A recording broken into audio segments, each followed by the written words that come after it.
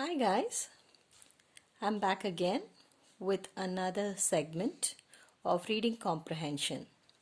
Before that, let me wish everybody a wonderful Deepavali and please stay safe and enjoy yourselves and let this festival bring you a lot of enlightenment, brightness, joy and cheer in your lives. Wishing you a lot of good luck. Now, let's get started with this second one, that is the moth and the star. Very easy. Very, very easy. Before we start answering it, it would always be a good idea to read the comprehension. As I've already told you in my previous video that in competitive examinations you would generally have about one entire page of reading comprehension, and also you would have very, very tough comprehensions. And even in exams like IELTS and TOEFL, you'll have very tough reading comprehensions. However, in second PUC, you have comparatively an easy one. So, what you need to do is, the technique is, one, you can read the question and then, try and map it. Try and map the answer, like a young and impressionable moth. So you immediately, know that, what the question is. A young and impressionable moth once set his heart on her. So you know that, I need to look here. So it's a star. So star is the answer. So I finish it in less than 5 seconds. Then I move on. What advice did the mother give to the moth? Then you would say that he told his mother about it and she counseled. So the key word over here is counseled. Counseled or advised, the word is the same. These are like synonyms. So she advised him to hang around a lamp. So this is how it's actually done to save time. However, when we are practicing and when we are trying to learn this new technique, one needs to understand that, yes, before we get to that stage where we are able to pick the answers, seeing the questions, it would be a good idea to first understand all these reading comprehensions pretty well. So let's read this. A young and impressionable moth once set his heart on a star. So underline the keywords. Then he told his mother about this and she counseled him to set his heart on a bridge lamp. Instead, stars aren't the things to hang around, she said.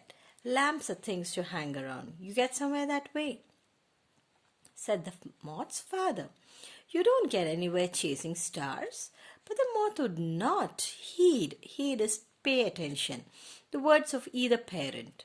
Every evening at dusk, dusk means night, when the star came out, he would start flying towards it, and every morning at dawn, that is dawn is morning, he would crawl back home worn out with his vain endeavor. Vain is, waste. One day his father said to him, You haven't burned a wing in months, boy, and it looks to me if you are never going to. All your brothers have been badly burnt, flying around street lamps, and your sisters have been terribly burnt, flying around the house lamps. Come on, now get out of here and get yourself scorched.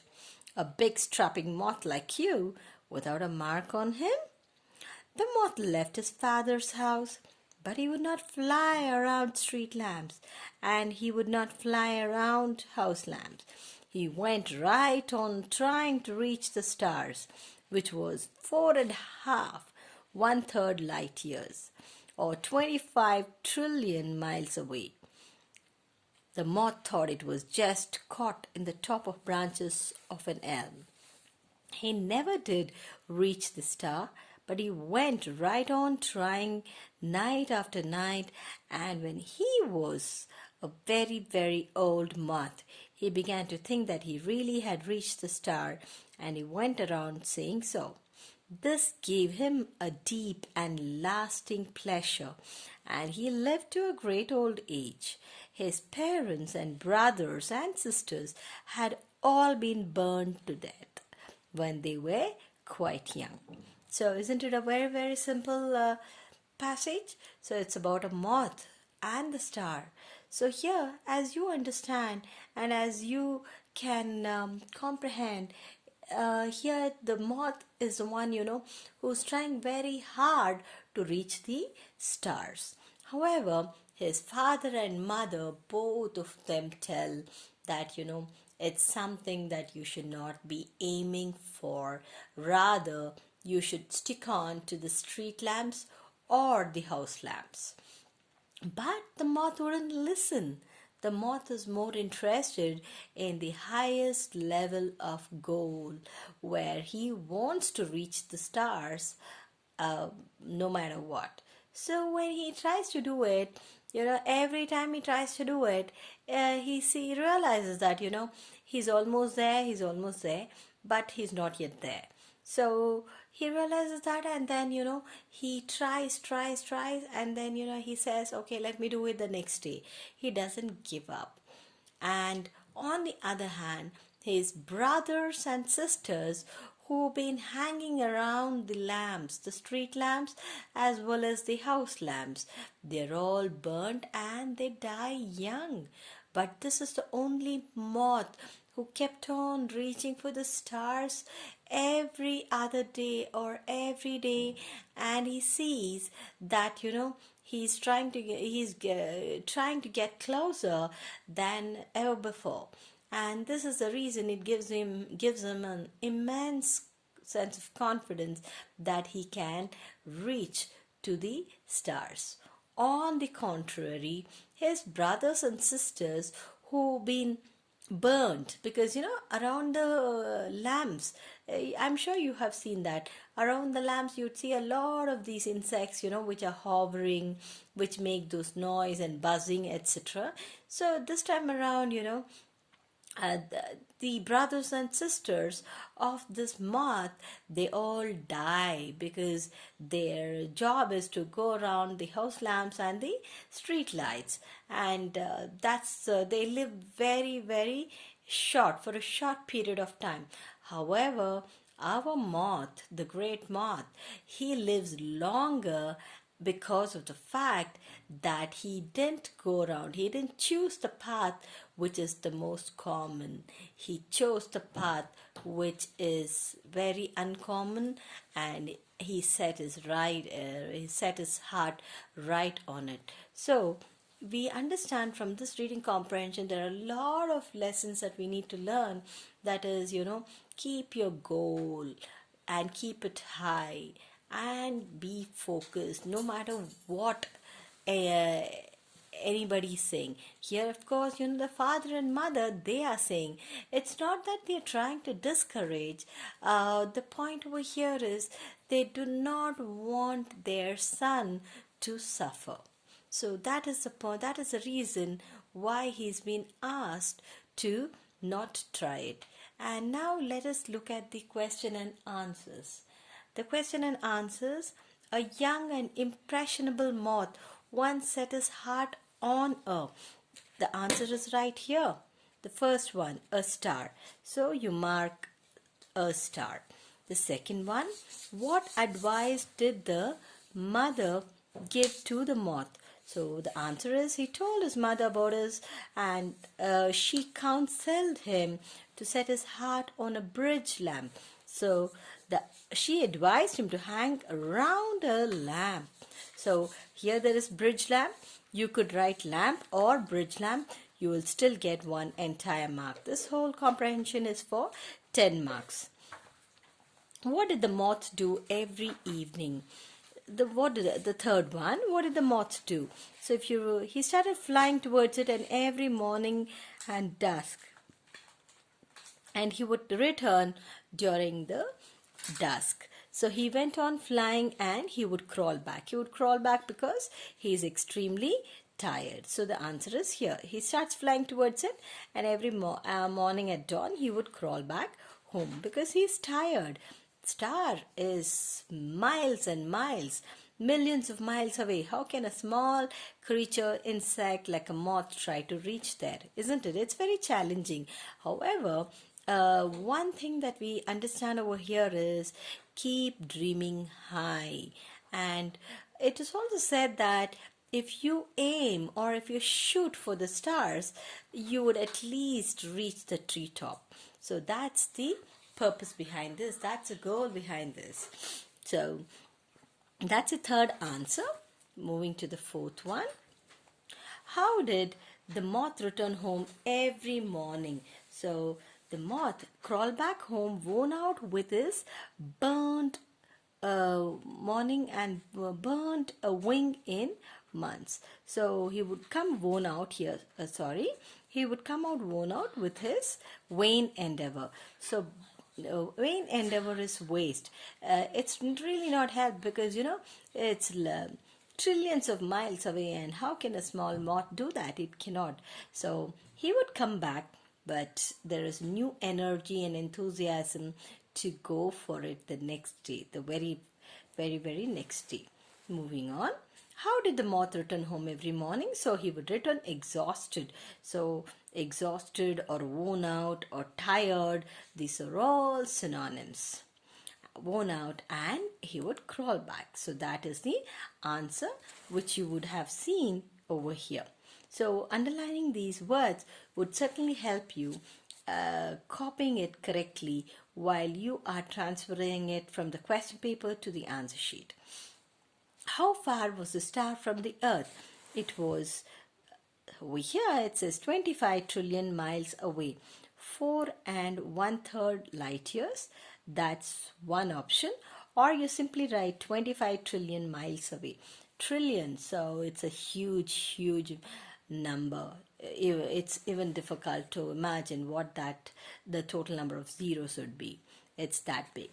Next is, what did moth do after leaving his father's house? So parents are very frustrated that this moth is creating such a problem. He's just thinking very differently. So he had to leave the father's house and he had to move on. But what did he do? He continued his effort trying to reach the star. So the moth left his father's house, but he would not fly around the street lamps and he would not fly around house lamps. He went right on trying to reach the star, which is 4.5. So he goes on trying to reach out to the stars every day. He continues his effort trying to reach the star. As simple as that. What feeling gave the moth a deep and lasting pleasure?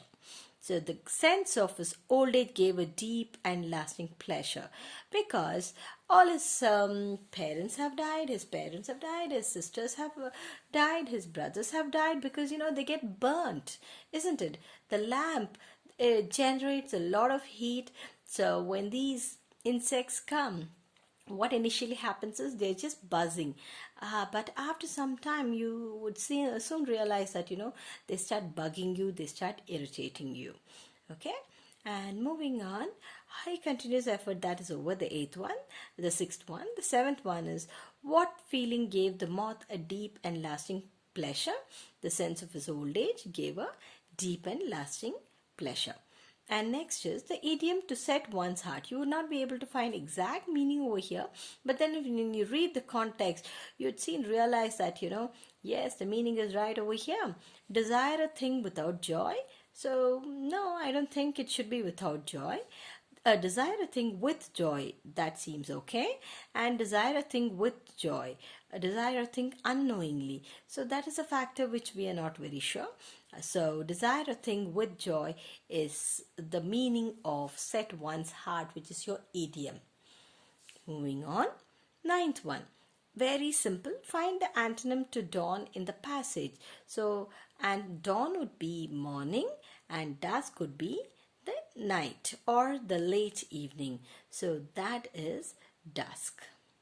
And give the one word for the noun form of the word deep.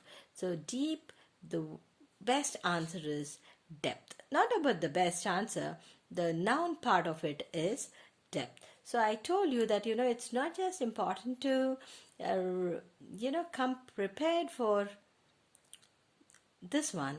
It's not just important to understand this, it is also important to ensure that you are able to find out what is a noun, what is a pronoun, what is an adjective. So it will give you a very good idea. So when here, right over here, dusk and dawn also is given in the paragraph. If you look at it, if you look at this line, it says that every evening at dusk, so it means night, and at dawn, this means morning. So these are the two aspects of it which determine the antonyms. As you know, antonyms just mean they are the opposites. So do you see that how simple this passage is and how easy it is to write the answers? And it is also advisable to write the answers in complete sentences. So when you do that, no teacher would deduct even half a mark. So teacher will be more than happy to give you 10 marks. So please ensure that such reading comprehensions are practiced more, and I would also like you to do more of these exercises. Is that clear? So with this, I complete the second one, which is the moth and the star, and we will continue with the rest of the chapters and rest of the concepts later next week. Till then, you take care. Bye. Wishing you happy Deepavali, and please study. Wishing you good luck. Bye bye.